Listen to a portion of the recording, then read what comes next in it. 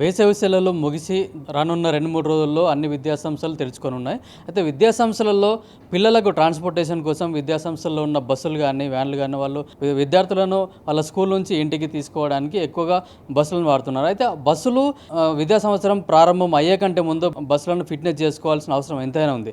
అయితే బస్సుల ఫిట్‌నెస్ ఇప్పటివరకు రాష్ట్ర వ్యాప్తంగా ఎన్ని బస్సులు ఫిట్‌నెస్ చేసుకున్నారు ఏంటనేది జేటీసీ చంద్రశేఖర్ గౌడ్ గారు ఉన్నారు. సార్‌ని అడిగి మరిన్ని వివరాలు తెలుసుకుందాం. సార్, ఇప్పుడు 2 రోజుల్లో స్కూల్ కూడా ఓపెన్ అవుతున్నాయి. అంటే ఇప్పటివరకు రాష్ట్ర వ్యాప్తంగా విద్యాసంస్థలు ఉన్న బస్సులు ఎన్ని ఫిట్‌నెస్ చేసుకున్నారు? పాఠశాలలు జూన్ 12వ తేదీ నుంచి పునఃప్రారంభమవుతున్నటువంటి నేపథ్యంలో ఈరోజు తెలంగాణ రాష్ట్ర వ్యాప్తంగా 25,895 విద్యాసంస్థల బస్సులు రిజిస్ట్రేషన్ అయి ఉండగా దాదాపు 18,000 బస్సులు ఫిట్నెస్ సర్టిఫికెట్ ఆయా రవాణా శాఖ కార్యాలయాలకు వెళ్ళి పొంది ఉన్నాయి.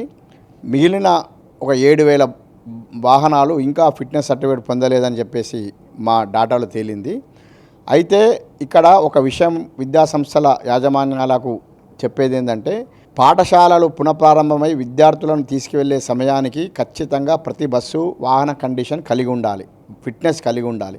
అంతేకాకుండా పాఠశాల విద్యార్థుల సురక్షిత రవాణా అన్నది ఒక సున్నితమైనటువంటి అంశం కాబట్టి పరిసర స్పృహ లేని విద్యార్థులను తీసుకెళ్లే వాహనాలను ఖచ్చితంగా ఒక పర్యవేక్షణలో పరిశీలించాలని చెప్పేసి సుప్రీంకోర్టు కూడా ఆదేశాలు ఇచ్చిన నేపథ్యంలో 15 సంవత్సరాలు దాటిన విద్యాసంస్థల బస్సులు ఎట్టి పరిస్థితులలో అవి రోడ్లపై ఎక్కరాదు. వాటికి ఫిట్నెస్ కూడా మేము 15 సంవత్సరాలు దాటిన తర్వాత ఎట్టి పరిస్థితుల్లో అవి ఫిట్నెస్ పొందజాలవు.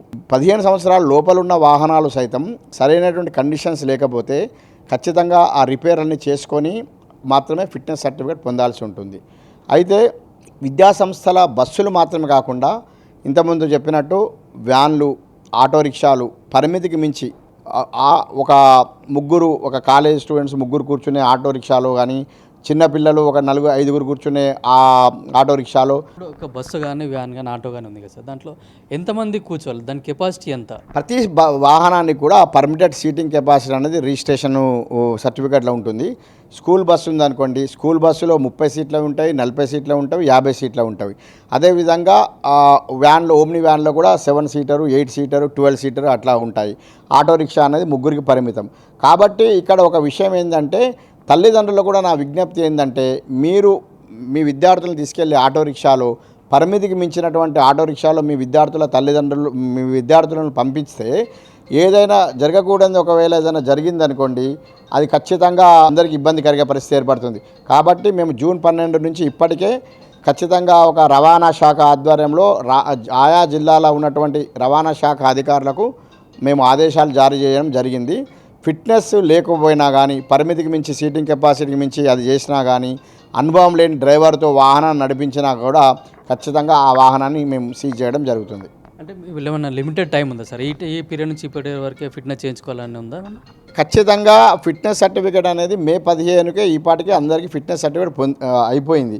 ఈ మే 15 నుంచి జూన్ 15, ఎందుకంటే మేము వన్ మంత్ ఎందుకు ట్రాన్సిషన్ పీరియడ్ ఇస్తామంటే, ఆ 1 మంత్ పీరియడ్లో అప్పుడే వన్ మంత్లో ఏదైనా వాహన కండిషన్ కానీ చెక్ చేయడం కానీ, రిపేర్లు కానీ, బ్రేకులు కానీ, క్లచ్లు కానీ ఏదైనా చేసుకునే అవకాశం ఆ పాఠశాల యాజమాన్యాలకు వెసులుబాటు దొరుకుతుంది. ఆ 1 మంత్లో చేసి జూన్ 12 వరకు ఒకవేళ మీరు ఫిట్నెస్ సర్టిఫికేట్ మీ వాహనం పొందలేదు అనుకుంటే మీరు ఆ వాహనాన్ని బయటకు తీయకండి. అదే సమయంలో అనుభవం గల డ్రైవర్లను నియమించండి. ఎట్టి పరిస్థితుల్లో 60 సంవత్సరాలు దాటి ఉండే డ్రైవర్లను మీరు నియమించుకోకండి. అటెండెంట్ కలిగి ఉండాలి. విద్యార్థుల యొక్క జీవితాలకు సంబంధించింది కాబట్టి విద్యాసంస్థల బస్సుల నిర్వహణ ఖచ్చితంగా ఆయా యాజమాన్యాలదే. ఎందుకంటే మనం రోడ్ల మీద మనం ఏదో స్టార్టింగ్ మనం ఎంత చేసినా కూడా రెగ్యులర్గా మనం చేయడం వల్ల కొంచెం పాఠశాల మన విద్యార్థుల తల్లిదండ్రులకు కావచ్చు, అకాడమిక్ తరగతులకు కావచ్చు ఇబ్బంది కలుగుతుంది. కాబట్టి మేము ఒక వారం రోజులు 10 రోజులు ఇది కంటిన్యూస్గా తనిఖీలు చేసినప్పటికీ కూడా మా డాటాలో ఉన్నటువంటి ఫిట్నెస్ లేని బస్సులకు షోకాజ్ నోటీసులు కూడా మేము జారీ చేస్తాము.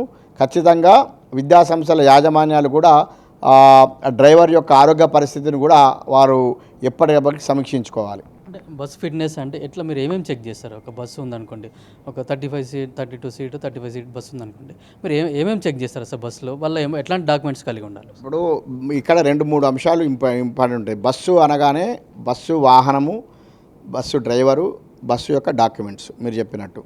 బస్సు వాహనం అని అంటే వాహనం యొక్క బ్రేక్ కండిషన్ కానీ మా యొక్క సంబంధిత మోటార్ వెహికల్ అధికారి బస్సు పైకి ఎక్కి ఆ వాహనం యొక్క బ్రేక్ కానీ, గేర్ కానీ, క్లచ్ కానీ, ఆ యొక్క కిటికీ డోర్స్ కానీ, ఆ లాకింగ్ సిస్టమ్ కానీ అన్నీ సరైన ఉన్నవా లేదా, ఆ అద్దాలు ఇవన్నీ చూడడం జరుగుతుంది ఆ బస్సుకు సంబంధించిన అంశము.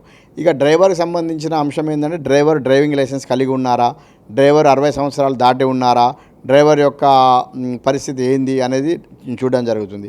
ఇక డాక్యుమెంట్స్ వచ్చేసరికి బస్సు ట్యాక్స్ కలిగి ఉందా, బస్సు ఫిట్నెస్ కలిగి ఉందా, బస్సు సంబంధిత డాక్యుమెంట్స్ పర్మిట్ కానీ ఇంకోటి కానీ కలిగి ఉన్నావా లేవని చూస్తారు. ఏ ఒక్కటి సంతృప్తికరంగా లేని పక్షంలో ఖచ్చితంగా వారికి సరైన సమయం ఇస్తారు. ఈ లోపల మాత్రం ఎట్టి పరిస్థితుల్లో ఫిట్నెస్ మాత్రం లేకుండా బస్సు రోడ్డుపై ఎక్కాల్సిన పరిస్థితి లేదు. జూన్ 12 నుంచి ఇప్పటికే మేము అన్ని జిల్లాల అధికారులకు ఆదేశాలు ఇచ్చాము. జూన్ 12 నుంచి విస్తృతమైన తనిఖీలు చేపడతాము.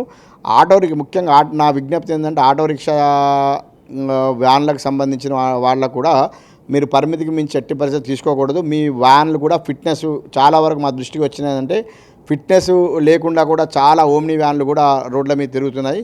వాటిని కూడా ఆ ఫిట్నెస్ లేకపోతే మేము సీజ్ చేయడం జరుగుతుంది. కొందరు ఆటో డ్రైవర్లు కానీ, వ్యాన్ డ్రైవర్లు కానీ వాళ్ళకి లైసెన్స్ లేకుండా కూడా డ్రైవింగ్ చేస్తున్నారు. ఇప్పుడు వాళ్ళ ఆటోలలో కూడా విద్యార్థులను తీసుకున్నారు. వాళ్ళపైన మీరు ఎట్లాంటి చర్యలు తీసుకోబోతున్నారు? ఖచ్చితంగా ఇది మీరు అన్నట్టు ఆటో రిక్షాకు సంబంధించిన కావచ్చు, ఓమ్ని వ్యాన్ కావచ్చు, పరిమితికి మించి తీసుకెళ్ళిన డ్రైవింగ్ లైసెన్స్ ఉన్నా వారిపై ఎట్టి పరిస్థితులలో ఎటువంటి చర్యలు ఉండవు. కానీ ఆటో రిక్షా డ్రైవరు పరిమితికి మించి పరిమితి దాటి తీసుకెళ్ళి అక్కడ ఏదైనా యాక్సిడెంట్ జరిగితే మనం అందరం బాధ్యత వహించాల్సి వస్తుంది. కాబట్టి ఇటు సంస్థల అధికారులుగా మాతో పాటు అందరూ బాధ్యత వహించాలి. ముఖ్యంగా డ్రైవింగ్ లైసెన్సు. ఈరోజు ఆటో రిక్షా నడిపే వ్యక్తి డ్రైవింగ్ లైసెన్స్ లేకుండా, డ్రైవింగ్ అనుభవం లేకుండా ఆటో రిక్షా కావచ్చు, ఓమ్ని వ్యాన్ కానీ ఏది నడిపినా కూడా ఖచ్చితంగా మేము వాహనం సీజ్ చేస్తాము. తల్లిదండ్రులకు మా విజ్ఞప్తి ఏంటంటే మీ పిల్లల్ని ఎక్కించుకునే ఆటో రిక్షా కావచ్చు, వ్యాన్ కానీ సరైన ఫిట్నెస్ లేకపోతే మీరు ఖచ్చితంగా సంబంధ ఆర్టీఓ గారికి మెయిల్ చేయవచ్చు. సంబంధిత జాయింట్ కమిషనర్గా మాకు కూడా మెయిల్ చేయవచ్చు. మా మెయిల్ ఐడీస్ కూడా వెబ్సైట్లో ఉంటాయి.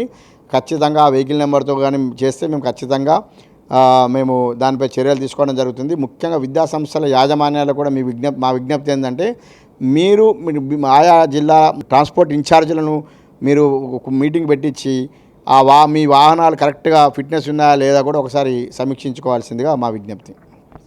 అంటే విద్యాసంస్థలు ప్రారంభం అవుతుండటంతో ఇప్పుడు విద్యార్థుల భవిష్యత్తు మన చేతుల్లోనే. ఎందుకంటే విద్యార్థులు ట్రాన్స్పోర్టేషన్ చేసినప్పుడు అంటే ఆటోలో కానీ, వ్యాన్లో కానీ, స్కూల్ బస్సులో కూడా వెళ్ళేటప్పుడు కానీ విద్యాసంస్థల బాధ్యత ఎంత ఉందో తల్లిదండ్రుల బాధ్యత కూడా అంతే ఉంది.